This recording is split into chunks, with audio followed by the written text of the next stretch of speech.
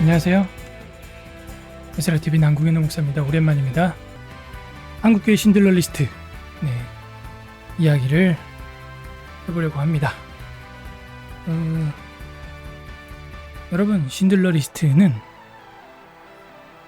생존자들 명단입니다. 생존자들.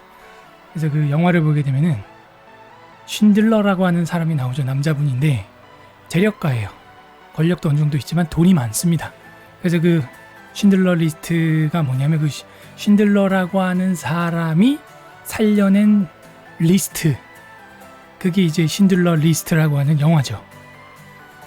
유대인들이 죽어나갈 때 그 독일 나치의 그 히틀러의 총에, 칼에, 폭탄에 죽어나갈 때 한 명이라도 유대인을 더 살려야겠다. 그래서 자기가 할 수 있는 건 돈으로 또 권력으로 인맥을 통해서 유태인들을 빼내는 거예요. 아우슈비츠에서 가스 실에서 죽어나갈 수밖에 없는 유대인들을 살려내는 거. 그게 그 신들러의 어떤 소명, 사명감이었어요. 그래서 그를 살리기 위해서, 사람들을 살리기 위해서 자기에게 있는 재물들을 활용을 하죠. 그러나 영화 마지막에 어떻게 됩니까? 스포일러가 담겨져 있습니다. 듣기 싫으면 끄셔야 됩니다. 그 영화 마지막에 어떻게 돼요? 600만 명이라고 하는 어마어마한 유대인들이 죽게 되고, 그 신들러는 무릎을 꿇고 울게 됩니다. 자기 나름대로는 많이 구했어요. 적지 않은 숫자였어요. 온갖 수법을 써가지고 이리 빼고 저리 빼고 해가지고 빼냈어요. 살려냈어요. 그런데 자기가 더 구하지 못한 거에 대한 안타까움으로 눈물을 쏟아내게 되죠.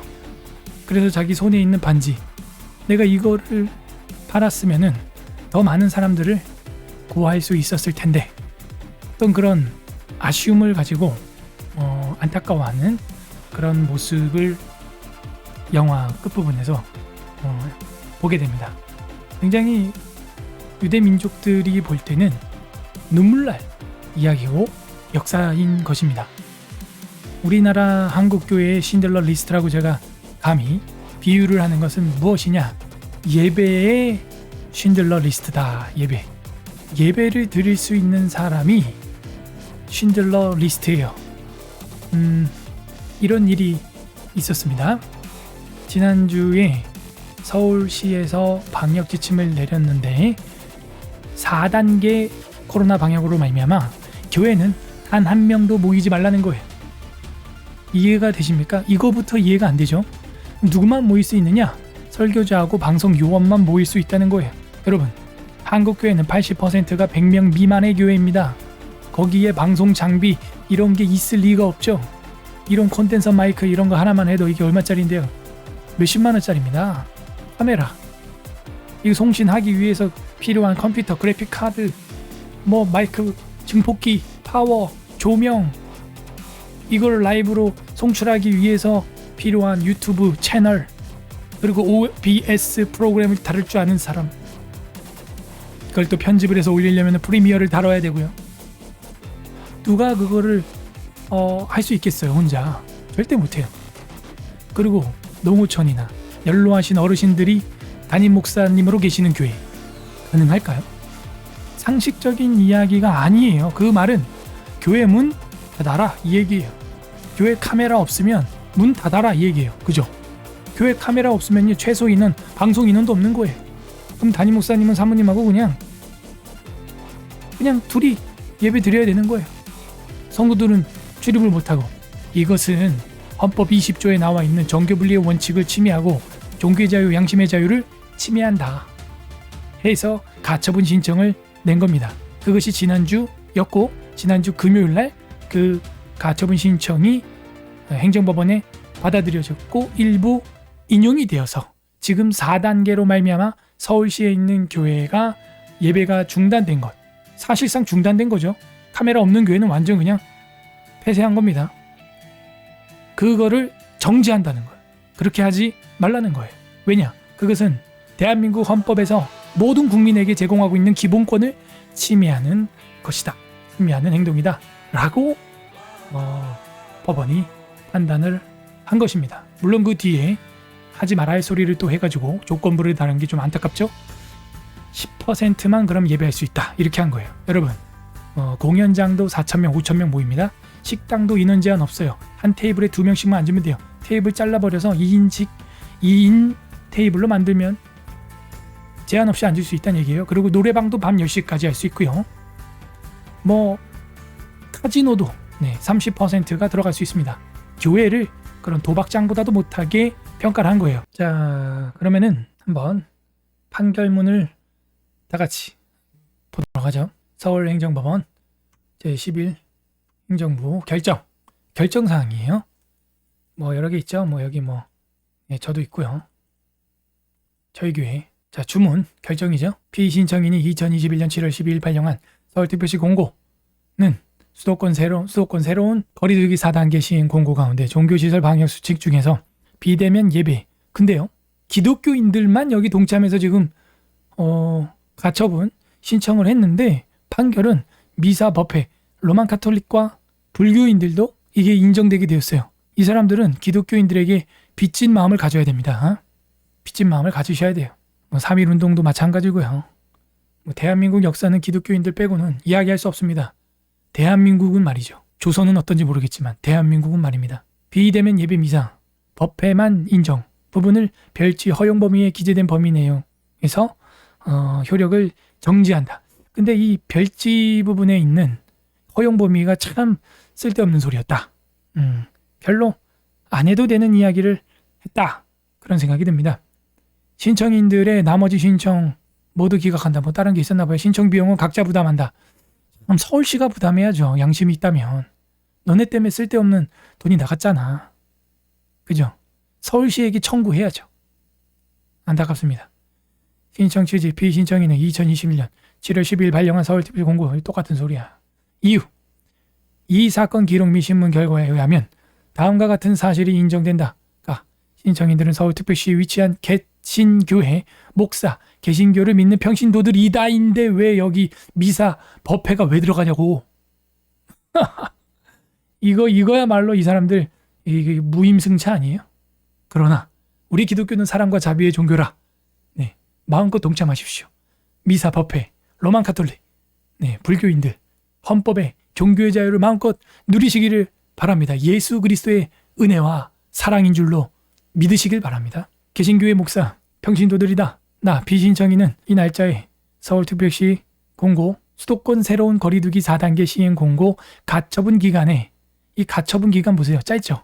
이 시간 안에 아주 긴박하게 이걸 해서 빨리 브레이크를 탁 걸어야 되는 긴박한 일이었어요. 를 발령하였다. 위 공고에 첨부된 다중이용시설 등 방역지침 의무화 조치에 따른 방역수칙에는 기본 방역수칙 중 대상시설 4단계 수칙이 적용된다고 기재되어 있고 대상시설의 4단계 수칙은 2021년 사회적 거리두기 개편 기본 방역수칙 4단계에 해당되는 거죠. 단계별 조치 포함에 정해진 것을 말하는데 종교시설의 경우 4단계 수칙 적용 시 비대면 예배 미사법회만 가능하다. 비대면만 가능하다. 종교시설은. 이게 무슨 얘기예요?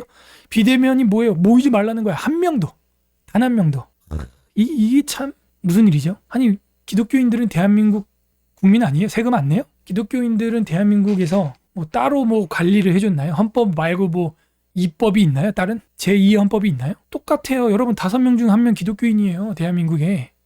적게 봐도 10명 중 1명 기독교인이에요. 적은 숫자가 아니라고요. 그런데 왜 카지노는 30% 모이고 공연장은 5,000명 모이고 노래방은 밤 10시까지 하면서 아니 예배가 노래방보다 못해요? 믿지 않는 사람들한테는 그럴 수 있을지 모르지만 한국 현대사 역사나 기독교의 신조만 조금만 알아도 기독교인들은 순교한다는 거 알잖아요.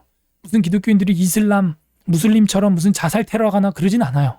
그냥 비폭력주의자로서 끝까지 인내하면서 순교를 당해가면서 사자굴에 들어가면서 화형을 당해가면서도 로마 카이사르 시저를 향해서도 저항한다는 거 알고 있잖아요. 그리고 선행을 하는데 앞장선다는 것도 알고 있잖아요.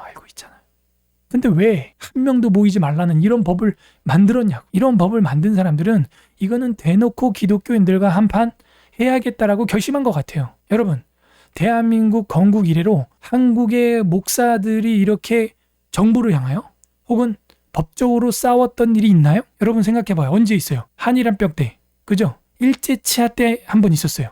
그리고 여수 순천 반란 사건을 위시해서 전국에 일어났던 공산주의 전쟁 그럴 때, 그죠? 이념과 어떤 그 이데올로기, 공산의 주의의 이데올로기, 이런 것들로 말미암아서는 교회와 목사님들이 분연히 일어났죠. 그리고 이번이 세 번째예요. 이번이 세 번째라고요. 도대체 왜 목사들로 하여금 목회하고 동네 복지와 구제를 하고 선행을 하기에도 지금 바쁜데 법에 관심을 쏟게 만들고 정부를 향하여 반정부 운동을 하게 만드냐 이거예요. 목사들 그럴 시간도 없고 마음도 없고 물질도 없어요. 굳이 이렇게 해야 되는 이유가 뭐냐 이거예요. 그것은 법을 다루는 자들이 지금 잘못 다루고 있기 때문입니다. 여러분이 공기에 신경 안 쓰죠? 저도 신경 안 써요. 언제 공기에 신경 써요? 공기가 더러울 때, 공기가 더러울 때 신경 쓰는 거예요. 어느 시절이 제일 좋냐? 정치에 국민이 관심을 안 가질 때, 그때 제일 좋은 거예요. 정치인들이 잘하고 있다는 거예요. 그러면은 반대로 목사나 일반 국민들이 정치에 관심을 과도하게 갖는다는 건 뭘 의미해요? 그들이 똑바로 하지 않는다라는 거를 반증하는 거죠. 왜 이런 것들을 만들어서 신경 쓰이게 하냐 이거예요. 여러분, 핍박과 박해라고 하는 헬라어가 다른 말이 아니에요. 귀찮게 하다, 신경 쓰게 하다, 계속해서 추근덕거린다. 그게 헬라어로 핍박, 박해라고 하는 뜻이에요. 다, 위, 수도권 새로운 거리두기 4단계 시행 공고로 강화된 방역 수칙이 적용되는 결혼식장과 장례식장의 경우는 친족만 참석 가능하되 개별 결혼식장과 빈소별 50명 미만으로 참석 인원을 정하고 있다. 가족별 10%가 아니에요, 여기는. 그러면 한국교회 80% 미만이 50명은 예배를 드릴 수 있다 그러면요, 50%는 예배를 드리는 거예요. 한국교회 80%가. 그걸 안 해줘요. 저희 교회만 해도 마찬가지예요. 50명 예배 드릴 수 있다 이렇게만 해도요, 뭐 한 1, 2부 예배로만 나눠도 예배 다 드려요. 다 드리고도 남죠. 근데 결혼식, 장례식장에는 그렇게 해놓고 교회는 단 한 명도 허용을 안 한다는 것이 이해가 되냐 이거예요. 그 밖에 최근 집단 감염에 발원이 된 백화점, 집단 감염이 된 발원지인 백화점도 이렇게는 안 한다는 거죠. 가보세요. 수십 명, 수백 명 막 이마트 막 바글바글합니다. 열 체크, 손 소독, 마스크만 하면요, 이마트, 먼마트, 롯데마트, 먼마트 이용하는데 아무 지장 없어요. 근데 거기는요, 마스크 벗고 밥도 먹고 차도 마시고 수다도 떨고 다른 사람이 만졌던 물건 막 만지고 합니다. 그런데 교회는 그러지 않아요. 열 체크하고 손 소독하고요, 앞에만 바라보고 마스크하고, 심지어 밥도 안 먹어요. 요즘에는 성가대도 없어요. 그죠? 요리를 못해요. 그런데 감염의 발원지였던 백화점 등 다중이용시설에 대해서는 별다른 인원 제한을 두지 않고 있다. 여기서는 박수가 나와요. 이 판사가 뭔가 눈이 이제 좀 제대로 분별이 되나 봐요. 그게 아니라면 이미 알고 있었는데 이제야 말을 하는 거죠. 백화점이나 결혼식장, 빈소, 그런 데는 별다른 인원 제한이 없지 않냐. 교회보다 훨씬 인간이 많은데. 참, 아무튼 이 부분이 이게 굉장히 중요한 겁니다. 결혼식장, 빈소, 백화점, 발원지였어요. 발원지. 그것도 집단 감염의 발원지. 여기는 별다른 인원 제한을 두지 않았다.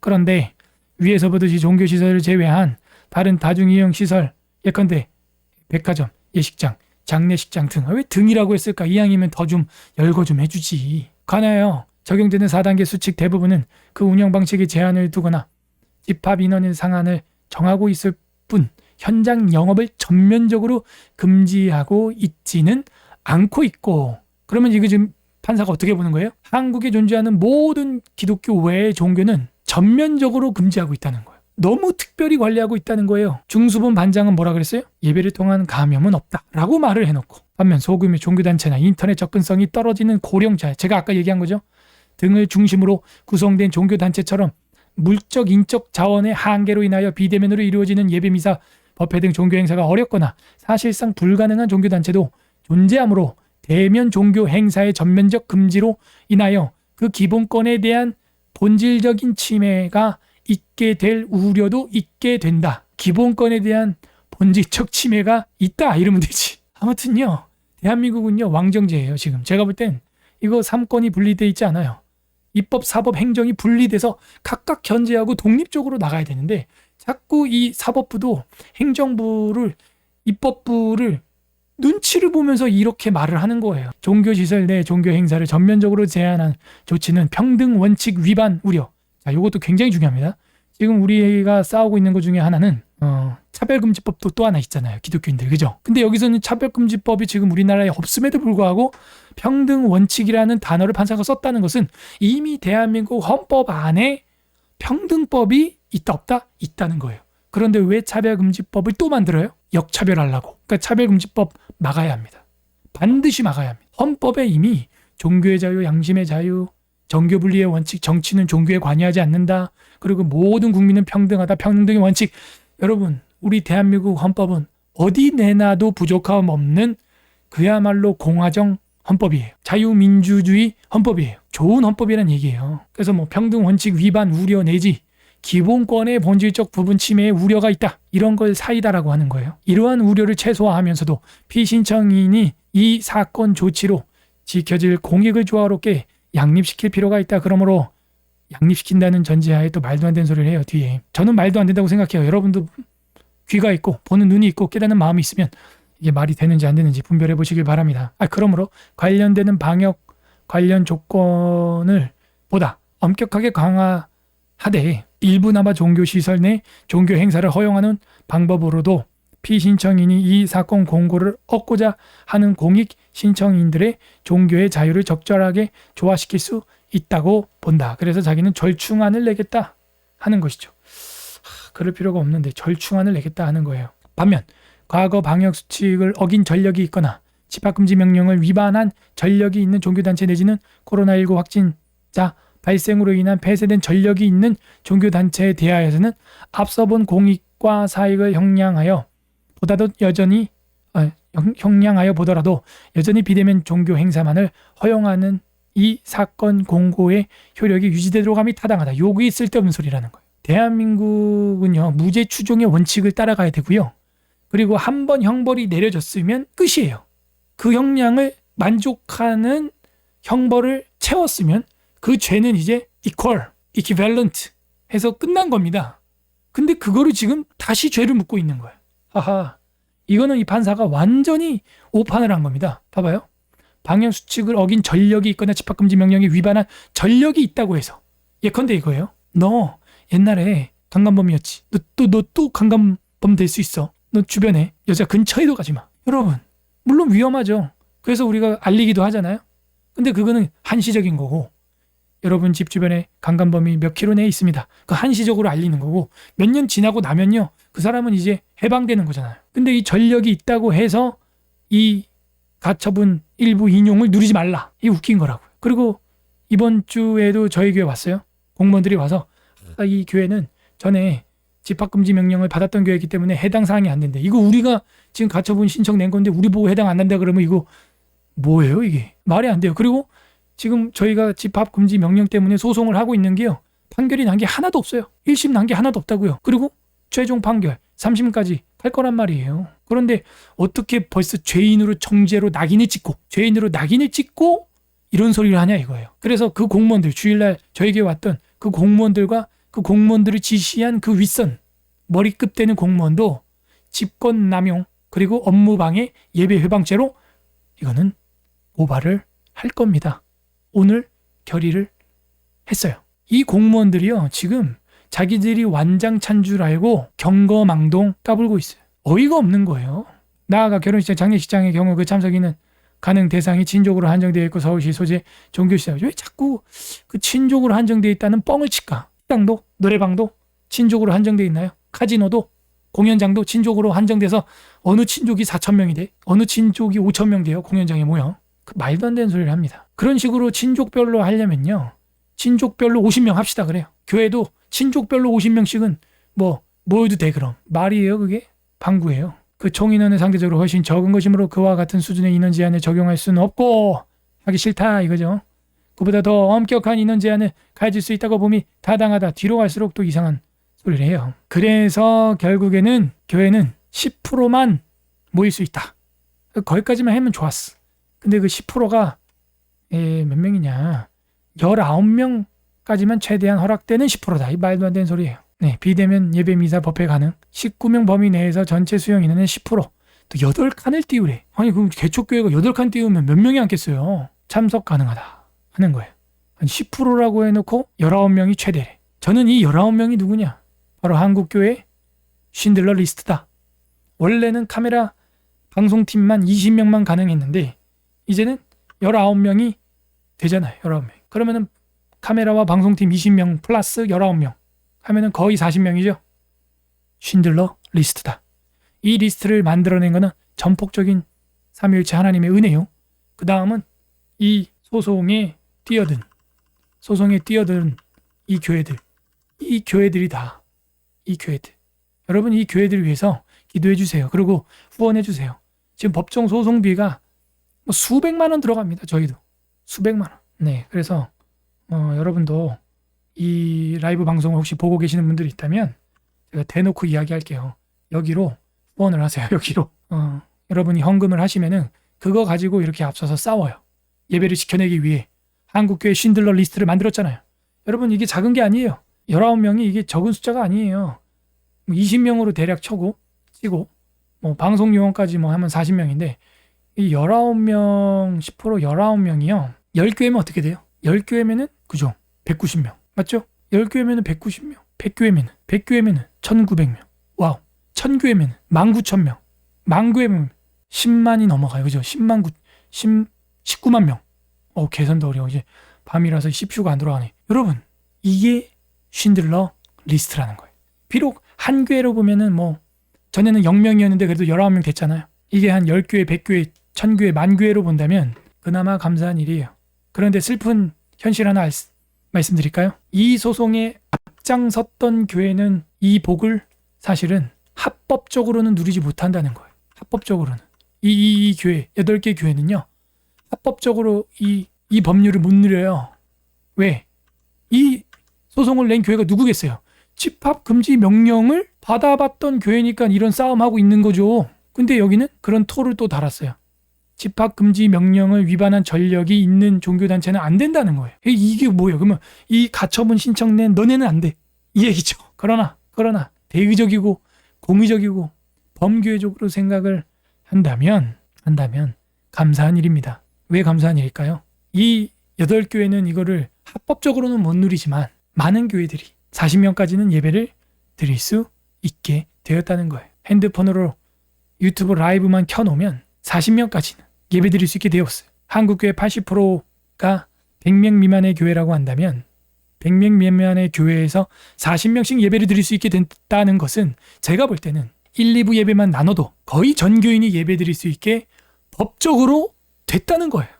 저는 이거를 지난주 금요일날 받고 눈물이 나더라고요. 누군가는 한 알의 밀알이 돼서 죽어질 때 다른 교회 교우들은 30배, 60배, 100배 열매를 맺는 거예요. 저희 교회 서울 에스라 교회 성도들은 이걸 합법적으로 못 누려요. 늘 저항하는 의지를 가지고 나와서 앉아서 예배를 드려야 돼요.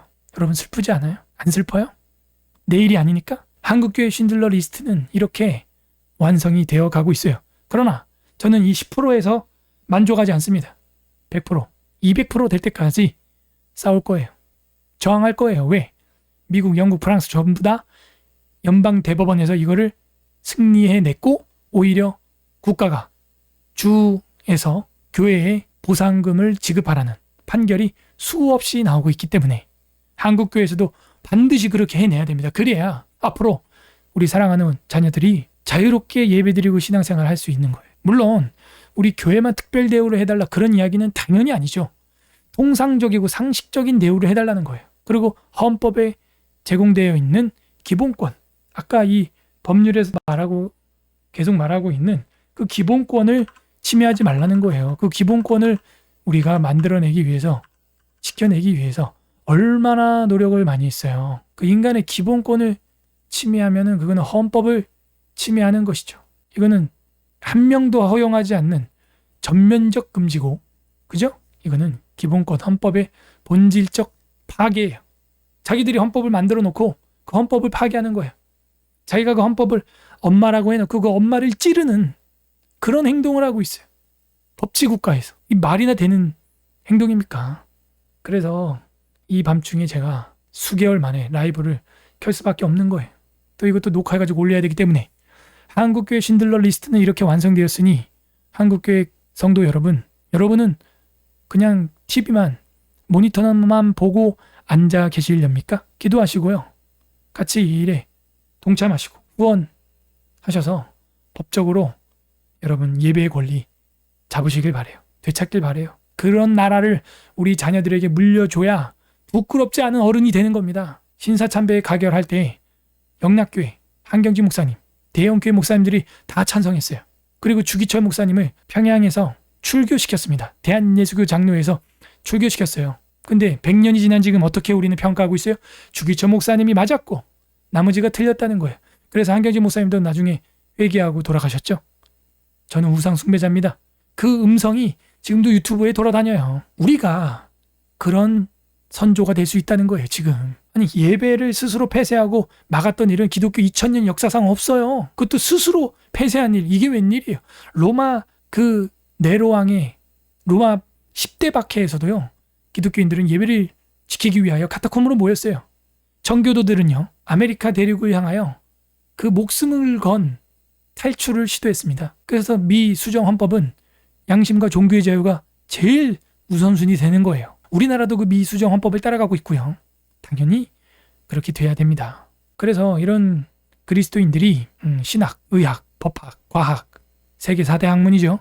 이런 쪽에 좀 집중적으로 포진돼 있어야 된다. 왜냐하면 이거는 입으로 말로 하는 학문인데 그 말 한마디 문서 하나 가지고 어떻게 돼요? 세상을 바꿔버려요. 수천 명, 수만 명, 수천만 명한테 영향을 끼쳐버려요. 그래서 그리스도인들도 이제는 좀 세상을 전략적으로 살자. 에스라와 같이, 느헤미야와 같이, 에스더와 같이. 그죠? 그렇게 살아야 되지 않겠어요? 안 그러면 하만의 칼날에 멸종되는 거예요. 요게벳과 같이 지혜로워야 이 모세를 갈상자에 담아서 띄어낼 거 아니에요. 그래야 그 모세를 통하여 이스라엘 백성이 구원받잖아요. 물론 요게벳이 그렇게 자기 아들을 몰래 갈상자에 띄운 건요. 그 나라 법에 의하면 불법이죠. 불법 맞아요. 제가 지금 여러분한테 화내는 게 아니고 잠시 마음을 가다듬고 불법 맞아요.